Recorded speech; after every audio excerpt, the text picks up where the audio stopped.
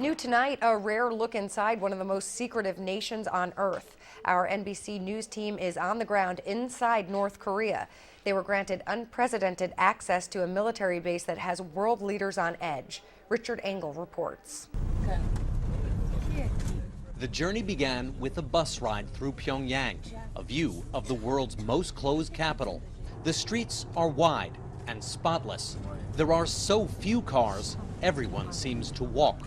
Most buildings are austere, Soviet style. Apartments are provided by the self-described socialist state.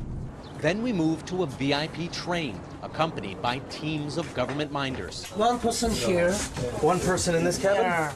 The train will take us to a military base to see the rocket and satellite North Korea will soon try to blast into orbit.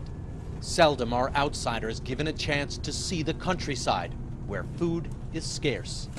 The farms are collective, centrally planned, but appear poorly funded. We don't see many tractors, few machines at all. Mostly farmers with hand tools. The village houses all look the same. After 5 hours, we arrive at the Sohae satellite launch station. We brought NBC analyst Jim Oberg, a rocket expert with 2 decades at NASA's Houston Space Center. We'll guide you through the launch facilities. He'll help us verify what the North Koreans are showing. After security checks, we enter a test facility. And in the middle of a room, there it is. This is a satellite that North Korea says it will soon launch into orbit. It's relatively small. We're told it weighs around 220 pounds. It looks about 3.5 feet tall. Officials here say it is fitted with solar panels and a high-definition camera to take images of the Earth from orbit. But the shiny satellite isn't sparking international condemnation.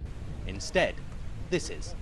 North Korea calls this the Unha-3. It is a powerful 3-stage rocket, liquid-fueled as far as we know, with enough lifting force to carry a 1,000-pound payload. And this is what U.S. officials are so concerned about. North Korea says this rocket is strictly for scientific purposes, but U.S. officials worry that it could easily be converted into an intercontinental ballistic missile. Surrounded by foreign press, the director of the site tells us the United States has nothing to fear.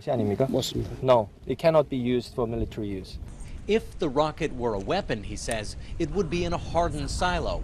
Back on the train, Oberg gave us his assessment. The rocket they're using for this launch has not technically been weaponized.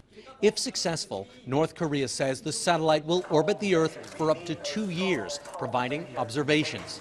Richard Engel, NBC News, at the Sohae Satellite Launch Station, North Korea.